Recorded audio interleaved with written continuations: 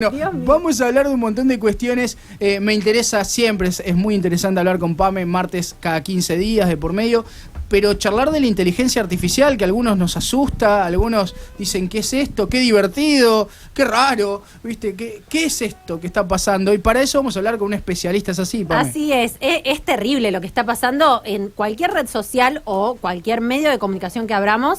La frase inteligencia artificial está dando vueltas y hoy vamos a compartir estas reflexiones, pero además su sabiduría, con una visita muy especial porque está con nosotros Gustavo Del Orza. Él es profesor investigador sobre estos temas de inteligencia artificial y hace muy poquitos días presentó su libro Metaverso y Educación, cosa que nos preocupa también. Bienvenido y gracias por venir, Gustavo. No, gracias a ustedes por la invitación, ¿sí?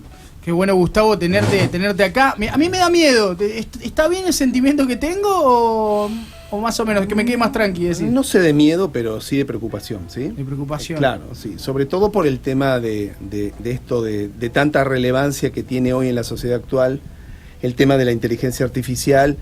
No solo la inteligencia en sí como aplicación, sino los usos y las aplicaciones y derivaciones que va a lograr la inteligencia artificial en todos los estamentos de la sociedad, ¿no? Esa es una de las cuestiones que tenemos que prestar mucha atención.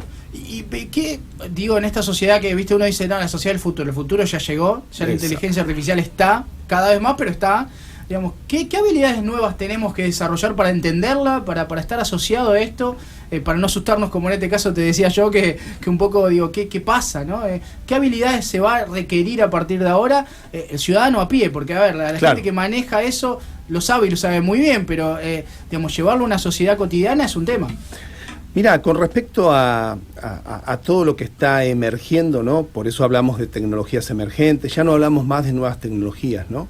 Hablamos de esto que emerge nuevo y que tiene que ver, por supuesto, con una forma distinta, ¿no? Nosotros consideramos a las tecnologías como territorios. ¿Por qué? Porque cada territorio, ¿no es cierto?, tiene sus pautas, sus reglas, habla su propio idioma, ¿no? La inteligencia artificial como tecnología en sí es todo un nuevo territorio. Como cualquier analogía que vos podés hacer, un territorio que no conocés, lo primero que hay que hacer es conocerlo. Si vos no lo conocés, no entendés las características, no sabés dónde están por ahí las potencialidades o sus dificultades, me parece que andás a ciegas, ¿no? Es un poco, esa es la analogía para que la gente, como bien vos decís, de a pie pueda llegar a entender este tema.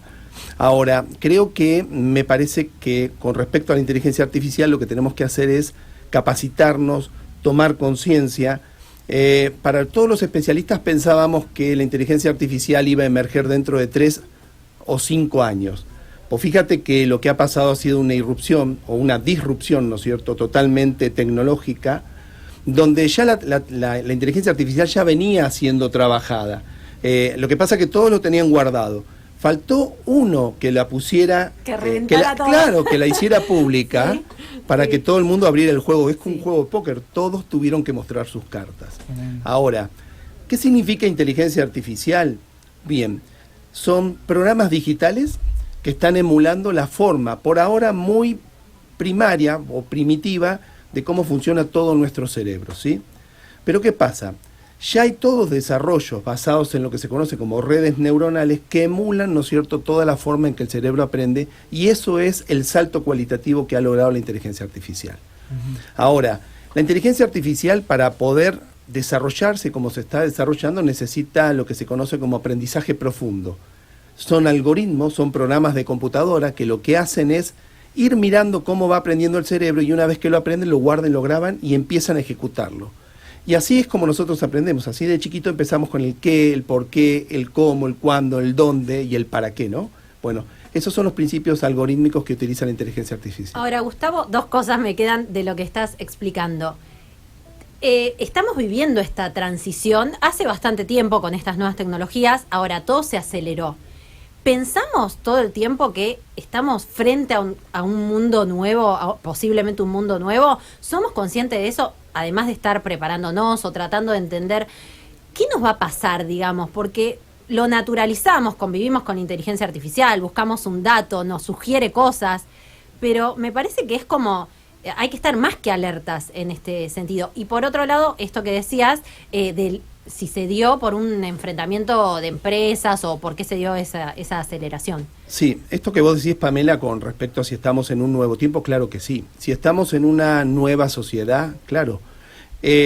Una de las cuestiones que a veces me pasa en conferencias que me preguntan, ¿y dónde aparece la inteligencia artificial? Y les digo, ¿ustedes utilizan Instagram?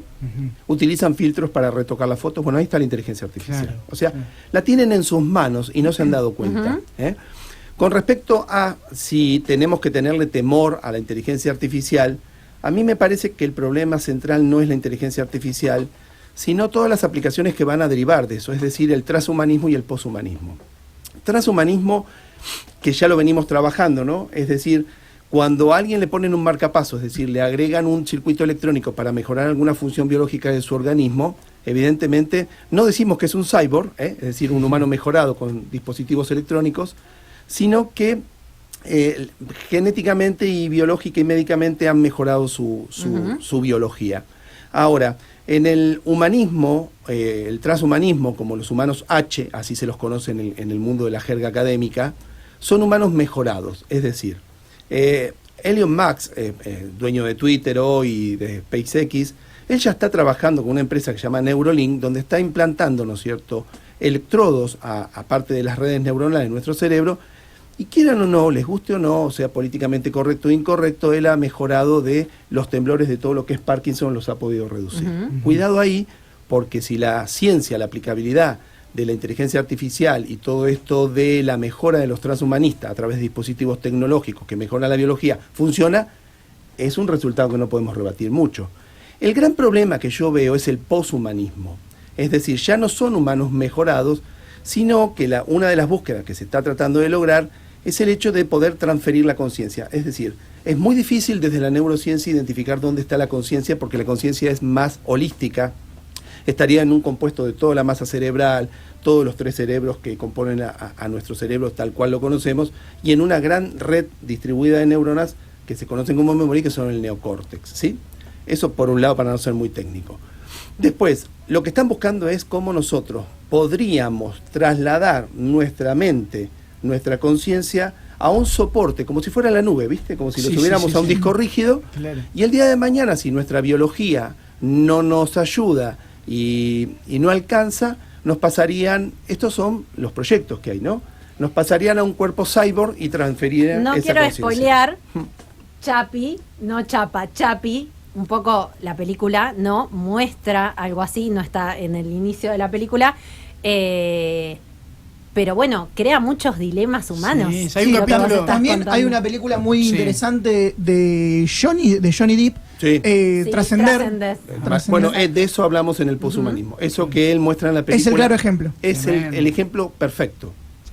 Ahora, pero perdón, Gustavo, y viste que hay un capítulo, perdón que meto la cuchara con eso también, de Black Mirror, donde muere la pareja de una chica y vuelve convertido con su conciencia, pero no es lo mismo, ¿viste? No, porque ahí me parece que es como sería el paso previo, si es el mismo del capítulo del que hablamos, en donde responde como respondería su novio, pero ya casi con la información, o sea, no hay información nueva. En cambio, en Transcendence lo que pasa ahí es que esa conciencia empieza a tomar control por sobre la persona, por sobre la sociedad, por sobre todo. O sea que es este miedo que vos manifestabas de decir, la inteligencia artificial nos va a controlar, porque ¿a dónde va a deparar todo eso? Ese es el punto al que quería llegar. Claro. Yo no le tendría miedo hoy ni temor a la inteligencia artificial, ni tampoco a la sustitución robótica, es decir, que los robots reemplacen a los seres humanos. A mí me parece que el verdadero dilema que tenemos que pensar, que no estamos dando ese debate, ¿qué pasaría si algunos humanos deciden ser transhumanos, mejorarse con equipos electrónicos digitales, y luego quisieran ser poshumanos? Es decir, tendríamos una categoría de humanos simples tradicionales contra otra que están mejorados. ¿No sería una elite de poder que controlarían esos humanos mejorados a los tradicionales? Y porque tendrías o la gente que tiene plata y lo puede hacer, exacto, o aquellos que se quieren someter al experimento. Exacto. Entonces, o sea, sí. En el mientras tanto me parece que, creo que en función de lo que vos me preguntabas, qué habilidades, lo que tendríamos que hacer es tomar conciencia, comprender, sobre todo comprender qué es la inteligencia artificial, cuáles son las ventajas, cuáles de las ventajas, en qué nos puede ayudar y sobre eso potenciar y trabajar, y en aquello que nosotros podemos llegar a ver algún tipo de riesgo o amenaza, plantear algún tipo de cuestiones éticas, que lo está haciendo a nivel mundial todos los países, para ver qué marco regulatorio le ponen a la inteligencia artificial, como para que no haya un desplazamiento o sustitución de los seres humanos por dispositivos o tecnologías digitales. Claro, porque eso también, a la larga, digo, ¿no? A la corta también genera una simplificación de un montón de temas, ¿no? Recién hablaba, Chapi, vos me mencionabas afuera del aire lo del tema de que se empiezan a escribir películas también. Sí, hay un sindicato de guionistas en Estados Unidos que aprobaron que escriban guiones de inteligencias artificiales, pero sin quitarle crédito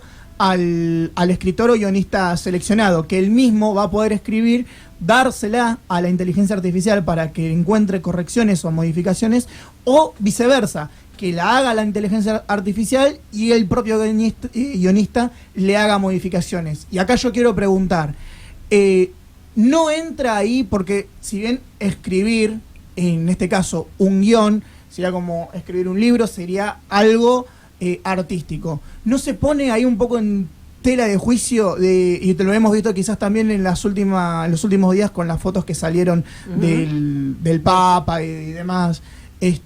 ¿No se pone un poco en tela de juicio el criterio de algo que quizás era tan humano como la creatividad? Bien dijiste vos, que era tan o casi humano. Es decir, acá vamos a tener que redefinir algunas cuestiones, ¿no? Como por ejemplo salir de ciertas normas o ciertas estructuras, como que lo artístico es únicamente humano. Hay un arte digital, tenemos que empezar a incluir eso. Y que va a competir por ahí contra lo humano. O se fusionará, es decir, será esto más aquello, arte humano más arte digital, pero en definitiva será arte. Tu libro, que está próximo, ya fue presentado, yo no pude ir por un inconveniente de salud, pero me imagino que estuvo muy interesante ese debate. Hay que decirlo, Metaversos y Educación va a ser libre, ¿no? De acceso mediante la web, ¿verdad? Exacto, sí. Lo que es el libro impreso en papel tiene un costo, porque hay gente que lo prefiere, es el único costo que va a tener, pero en sí el libro digital, el EPUB o en formato PDF está totalmente liberado. ¿Por qué lo liberé? Porque considero que las personas, los docentes y todo el público en general que esté interesado en estas temáticas de metaverso, nuevos entornos, mundos inmersivos virtuales, donde en el término de 5 a 10 años todo lo que hacemos por internet lo vamos a hacer en el metaverso, vayan enterándose. Sí, sí. Así que me parece que los docentes deben tener conciencia, comprensión de esto que se viene. ¿Y por qué ponerle un costo? No, creo que me parece que el conocimiento debe circular.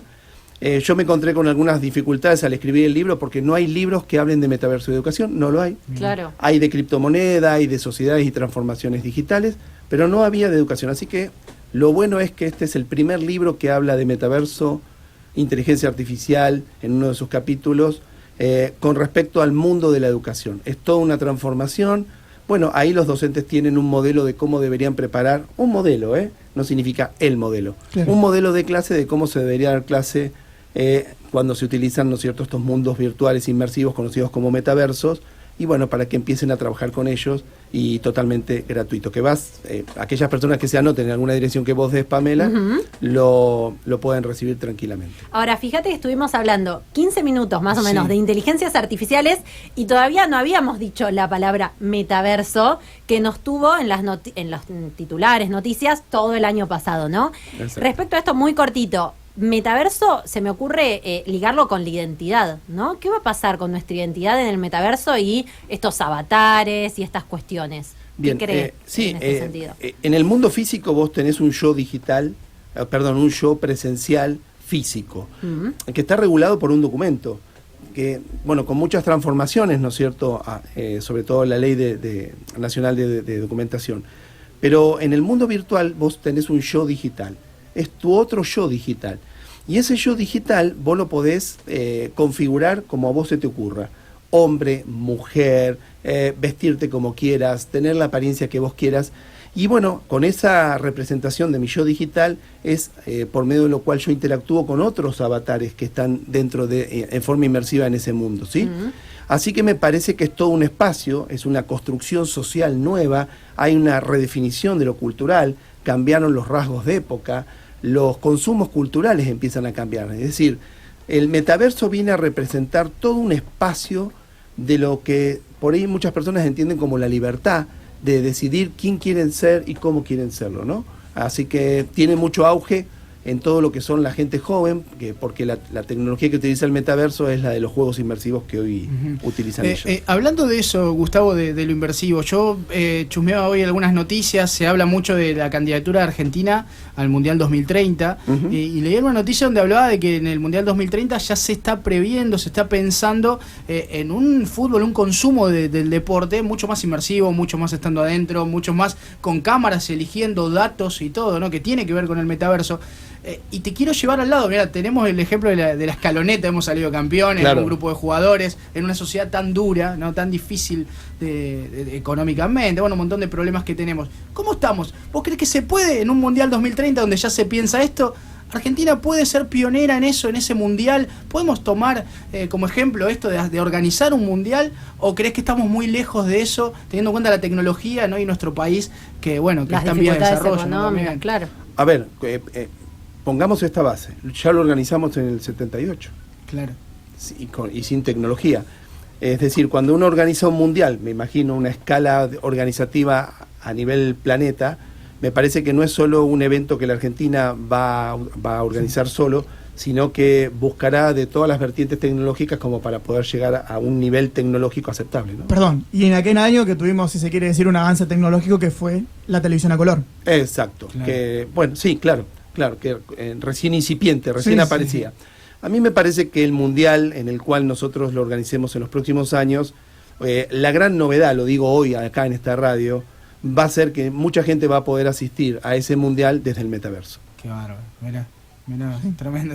Suena fuerte, pero va a ser así, ya cada vez más. Yo te lo firmo. Suena fuerte, y en esto que vos decías, Lucas, me parece que entendemos que hay contextos de desigualdades, esto que hablamos siempre como una brecha digital en cuanto a lo económico, o sea, los recursos que tenemos, y el conocimiento también, ¿no? Generacional.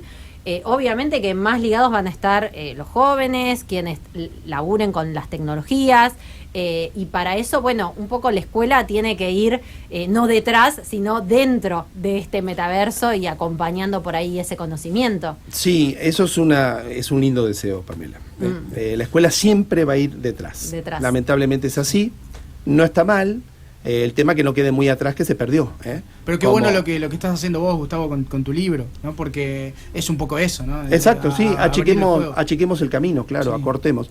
Pero sí, a mí me parece que así como los primeros, no sé, ustedes son más jóvenes, pero en 1993 entró Internet a Mar del Plata. No, yo había nacido ahí justo ese año. En 1993 tenemos un primer café cibernético, que vos te tomabas un café y navegabas 10 minutos y te costaba $1.000.000. Sí. Pero bueno, por lo menos si querías, lo hacías. Yo lo he contado también, que mi primer acceso a Internet, aunque ya había cibers y todo, tuvo que ver con una búsqueda en mi terciario, digamos, en la carrera de producción de radio, porque hasta el momento, en la secundaria, jamás me habían pedido un trabajo que requiriera el uso de Internet. Sí. Ya habían pasado unos cuantos años. Exacto. En el 2002, o sea, un montón. Hoy no podríamos pensar un modo de adquirir esta información sin una conectividad, ¿no? No, hoy Pamela, en esto que vos hablas de la desigualdad tecnológica, que es real, palpable, sí.